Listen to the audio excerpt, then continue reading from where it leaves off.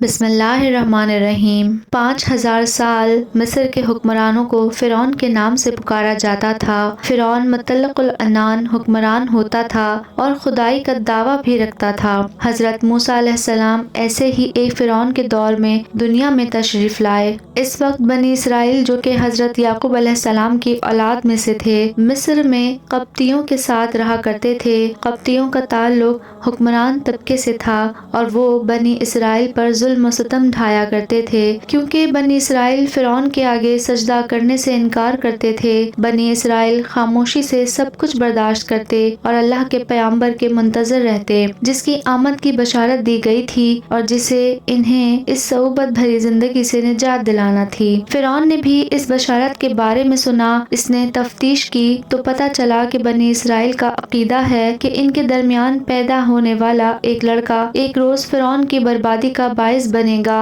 اور اپنی قیادت میں انہیں مصر سے لے جائے گا۔ چند روایات کے مطابق اسے ایک خواب آیا جس میں اس نے دیکھا کہ ایک آگ نے سوائے بنی اسرائیل کی بستیوں کے پورے شہر کو جلا کر راکھ کر دیا ہے۔ خوابوں کی تعبیر بتانے والوں نے اس کی تشریح یہ کی کہ بنی اسرائیل میں ایک شخص پیدا ہوگا جو فرعون کی تباہی کا باعث بنے گا۔ اس خواب کو حقیقت کا روپ دھارنے سے روکنے کے لیے فرعون نے حکم دیا کہ بنی اسرائیل کے تمام لڑکوں کو پیدا ہوتے ہی قتل کر دیا جائے۔ کچھ عرصہ تک اس کے حکم پر عمل ہوتا رہا، مگر پھر اس کے مشیروں نے اسے بتایا کہ بنی اسرائیل کو ایسے گھٹیا کام انجام دینے کے لیے استعمال کیا جاتا ہے جن کے کرنے پر کوئی اور آمادہ نہیں ہوتا۔ اگر ان کے بچوں کا قتل اسی طرح جاری رہا تو جلد ہی ان کی نسل ختم ہو جائے گی اور پھر گھٹیا کام کرنے کے لیے کوئی باقی نہ رہے گا۔ اس بات سے بچنے کے لیے ایک نیا حکم نامہ جاری کیا گیا جس کے تحت بنی اسرائیل کے بچوں کو 1 سال قتل کیا جاتا اور دوسرے سال بخش دیا جاتا۔ حضرت موسیٰ علیہ السلام کے بھائی حضرت ہارون علیہ السلام اس سال پیدا ہوئے جب بچوں کو قتل نہیں کیا جا رہا تھا،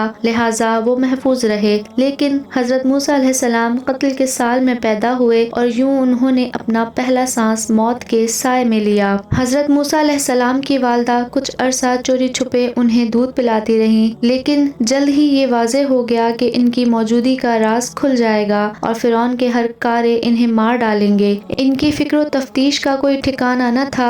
تب اللہ کا حکم آیا، ان سے کہا گیا کہ وہ حضرت موسیٰ علیہ السلام کو ایک ٹوکری میں ڈالیں اور ٹوکری دریائے نیل میں بہا دیں۔ اللہ تعالیٰ نے وعدہ کیا کہ وہ ایک روز ان کے بیٹے کو ان کے پاس واپس لے آئے گا۔ حضرت موسیٰ علیہ السلام کی والدہ نے اس حکم پر عمل کیا۔ انہوں نے حضرت موسیٰ علیہ السلام کو دودھ پلایا، انہیں ایک ٹوکری میں ڈالا اور پھر ٹوکری کو دریا میں بہا دیا۔ تاہم انہوں نے اپنی بیٹی سے کہہ دیا کہ وہ ٹوکری کا پیچھا کرے۔ جیسے ہی ٹوکری نے پانی کو چھوا، نیل کی موجیں پرسکون اور مدھم ہو گئیں اور یہ آرام و سکون سے بہنے لگی۔ حضرت موسیٰ علیہ السلام کی بہن دریا کے کنارے کنارے اس کا پیچھا کرتی رہیں۔ ہوتے ہوتے ٹوکری فرعون کے محل کے نزدیک دریا کے کنارے سے آ لگی۔ فرعون کے خادموں نے ٹوکری کو دیکھ کر اسے باہر نکالا اور اسے فرعون اور اس کی ملکہ بی بی آسیہ کی خدمت میں لے گئے۔ اپنے شوہر کے برعکس بی بی آسیہ ایک مومنہ، رحم دل اور مشفق خاتون تھیں۔ ان کی کوئی اولاد نہ تھی اور جب انہوں نے ٹوکری میں ایک خوبصورت بچے کو اپنی طرف دیکھ کر مسکراتے ہوئے پایا تو ان کا دل بے اختیار ہو گیا۔ انہوں نے فرعون سے کہا کہ وہ اس بچے کو گود لے کر اس کی پرورش کرنا چاہتی ہیں۔ قدر تأمل کے بعد فرعون مان گیا۔ بی بی آسیہ کی خوشی کا کوئی ٹھکانہ نہ رہا۔ انہوں نے حکم دیا کہ بچے کے لیے ایک انا کا انتظام کیا جائے۔ کئی عورتیں آئیں اور بچے کو دودھ پلانے کی کوشش کی، مگر اس نے کسی کا دودھ نہ پیا۔ بی بی آسیہ کو اس پر بہت تشویش ہوئی۔ چند روایات کے مطابق حضرت موسیٰ علیہ السلام کی بہن جو کہ ٹوکری کے پیچھے پیچھے محل میں چلی آئی تھی وہاں موجود تھی۔ اس سے پوچھا گیا تھا کہ وہ ٹوکری کا پیچھا کیوں کر رہی تھی اور اس نے جواب دیا تھا کہ وہ ایسا تجسس کے مارے کر رہی تھیں۔ جب اس نے ملکہ کی پریشانی دیکھی تو اس نے کہا کہ وہ ایک خاتون کو جانتی ہیں جس کا دودھ پینے سے بچہ انکار نہیں کرے گا۔ بی بی آسیہ کے کہنے پر وہ گئی اور اپنی والدہ کو لے آئی۔ حضرت موسیٰ علیہ السلام کو جب ان کی والدہ کے سینے سے لگا لگایا گیا تو انہوں نے فوراً دودھ پینا شروع کر دیا۔ یہ دیکھ کر بی بی آسیہ بہت خوش ہوئیں اور حضرت موسیٰ علیہ السلام کی والدہ کو ہی ان کی انا مقرر کر دیا۔ یوں اللہ نے اپنا وعدہ نبھایا، اس نے حضرت موسیٰ علیہ السلام کو موت سے محفوظ رکھا اور انہیں ان کی والدہ سے پھر ملا دیا۔ حضرت موسیٰ علیہ السلام نے اپنی جانی دشمن کے محل میں پرورش پائی اور آگے چل کر اس کی بربادی کا سبب بنے۔ اللہ کے کام بڑے پر اسرار انداز میں انجام پاتے ہیں۔ ہم انسان چھوٹا ذہن اور کمزور نگاہ رکھتے ہیں، اس لیے ایسی باتوں کو سمجھ نہیں پاتے اور شک و شبہ کا شکار ہو جاتے ہیں۔ اگر ہم اللہ پر کامل ایمان رکھیں اور یہ یقین رکھیں کہ جو کچھ بھی ہوتا ہے کسی وجہ کے تحت ہی ہوتا ہے تو ہمیں کبھی پریشانی، خوف یا شک و شبہ کا سامنا نہیں ہوگا۔